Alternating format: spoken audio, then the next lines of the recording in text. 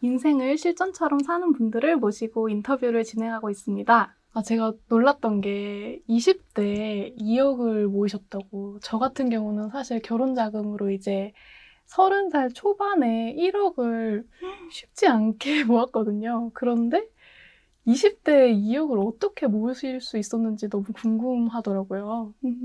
근데 1억 모으신 것도 너무너무 대단하신 거예요. 감사합니다. 그 인터뷰도 봤거든요. 네. 공원에서. 저는 일단 내가 하고자 하는 저축률을 먼저 정해놓고 거기를 달성하려고 노력을 많이 했던 것 같아요. 그러니까 내 월급이 만약에 200만 원이다 라고 생각을 한다면 70%, 80%, 90% 이렇게 저축률을 어느 정도 내가 이번 달은 몇 프로 해야지? 몇 프로 해야지 이렇게 정해놓고 그 달성을 하기 위해서 한 달 동안 열심히 달려갔던 것 같아요. 근데 보통은 20대 때 저축을 해서 조금 짠테크를 한다라고 하시는 분들 보면 70% 정도 저축을 하시는 것 같은데 저는 조금 극단적으로 90% 저축을 했습니다. 와. 아주 극단적이죠. 왜냐하면 제가 과거에 소비 망난이었기 때문에 이게 과거에 썼던 사람은 계속 그 관성의 법칙에 의해서 돈을 계속 쓰게 되거든요. 그래서 그게 너무 무서운 거예요. 다시 옛날로 돌아갈까 봐. 그래서 극단적으로 조금 90%라는 높은 저축률을 설정해 놓고 달성이 되든 안 되든 일단은 노력을 해봤어요. 그러다 보니까 아무래도 목표치가 높으니까 조금 쉬어간다 해도 80% 밑으로 떨어지는 일은 거의 없는 거죠. 그리고 또 다른 특이점이 있다면 우리가 월급의 몇 프로 저축 이렇게 보통 말을 하잖아요. 그런데 저는 월급의 몇 프로 저축이라는 개념을 설정하지 않았던 것 같아요. 단 나의 모든 소득의 몇 프로 저축이라고 늘 생각을 했어요.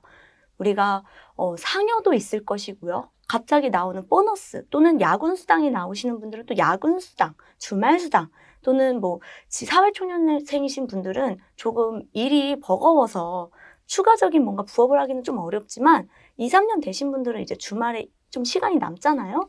그럴 때 집에서 할 수 있는 거라든지 아니면 간단하게 몇 시간 정도 할 수 있는 알바 같은 걸 한다면 그런 수입까지 모두 다 나의 총 수입이다. 그 수입에서 몇 프로를 저축하겠다라고 생각을 했지 내 월급에 몇 프로 저축하겠다 이렇게는 잘 생각하지 않았던 것 같아요.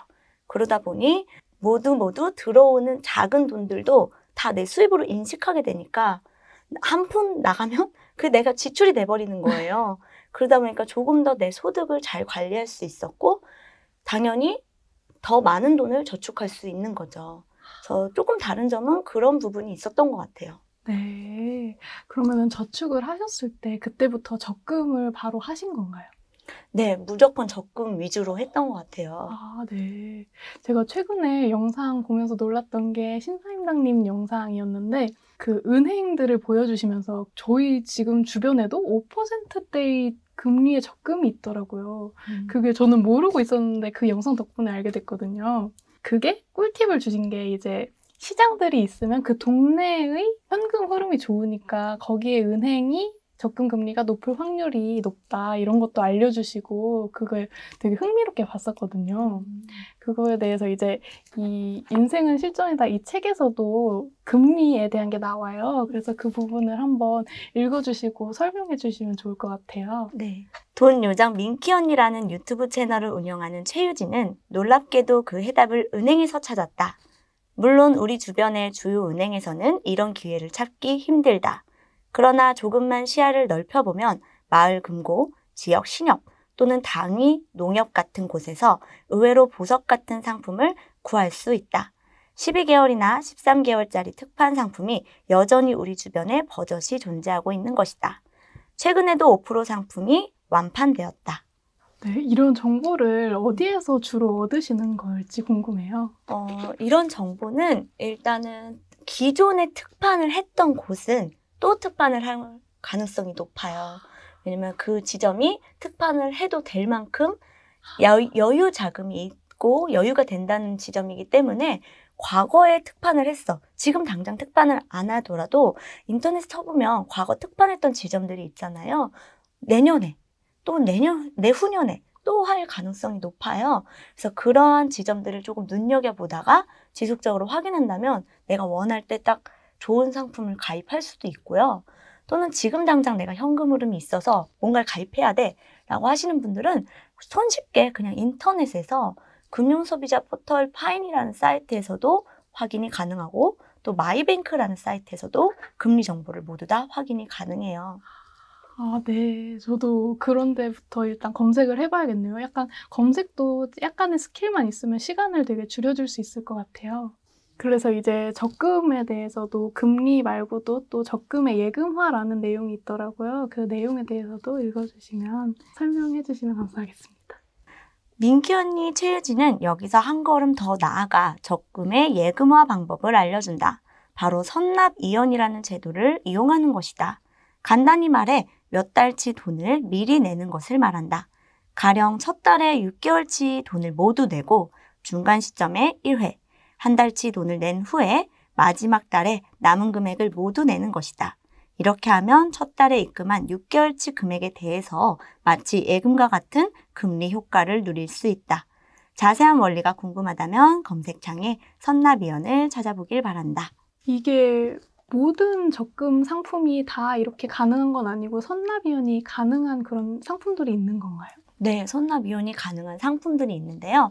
선납이연이라는 것은 농협, 신협, 수협 이렇게 이러한 은행에서 상호금융조합 은행에서만 가능한 제도고요. 일반 시중은행이라든지 저축은행에서는 이 제도를 활용할 수가 없어요.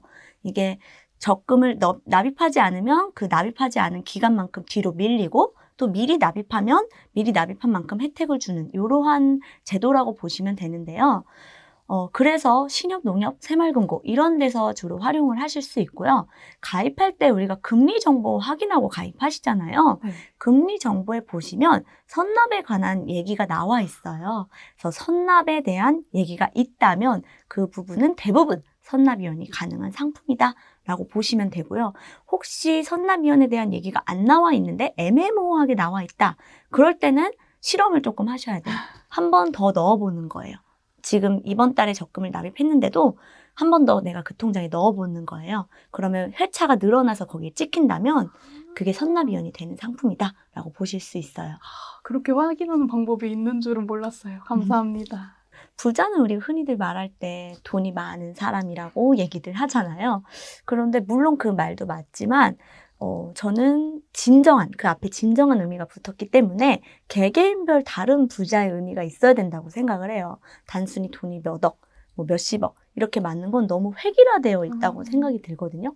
우리가 부자가 되려고 하는 이유는 행복하려고 되는 거잖아요. 부자는 정말 필요 조건이지 충분 조건은 아니란 말이에요.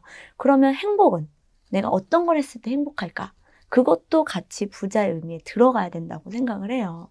그래서 경제적인 지표도 당연히 중요하고요. 경제적으로 내가 생각했을 때 이러한 사람이 부자야 라는 건 경제적인 부분이고 정서적으로 내가 행복한 거, 이런 걸 했을 때 행복해. 그러면 이러한 것들이 있다면 정서적으로 행복한 거죠. 그래서 정서적인 것과 경제적인 게 두 개가 같이 교집합을 이루고 함께가 되었을 때 그게 진정한 의미의 부자라고 저는 생각해요. 현란한 저축 방법보다 더 중요한 것은 당장 저축을 시작하는 것이다. 자수성가한 사람들이 하나같이 소비의 굴레를 벗어나 저축의 길을 걸었다. 금리가 낮다고 저축의 필요성이 사라지는 것은 아니다. 지금 모아둔 돈이 없을수록 저축은 반드시 필요하다. 저에게 저축이란 쌓이는 그 행복을 주는 것이라고 생각을 들어요. 미니멀 라이프라고 해서 요즘은 버리는 게 행복이라고 하는데 저는 약간 욕심쟁이인지 이렇게 쌓아두면 그렇게 행복해요. 근데 그 쌓아두는 게 물건을 쌓아놓는 게 아니라 통장의 잔고 아니면 주식에 나의 수익률을 쌓아놓으면 그렇게 행복할 수가 없더라고요. 그걸 보면서 앞으로 나의 미래는 조금 더 밝아질 거야 라고 상상을 해보면 너무 행복해서 저축을 안 하는 삶을 생각해 본 적이 거의 없는 것 같아요, 이제는.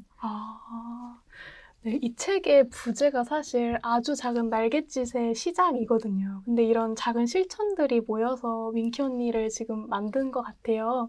근데 이제 돈만 쌓이는 게 아니라 절약에 대한 그 초심 있잖아요. 그거를 계속 유지하면서 그 부자가 될 수 있는 마인드를 계속 마음을 다잡고 그렇게 하면서 계속 모아갈 수 있는 것 같습니다. 배운 점이 정말 많고 그리고 귀한 시간 내주셔서 너무 감사드립니다. 감사합니다. 감사합니다.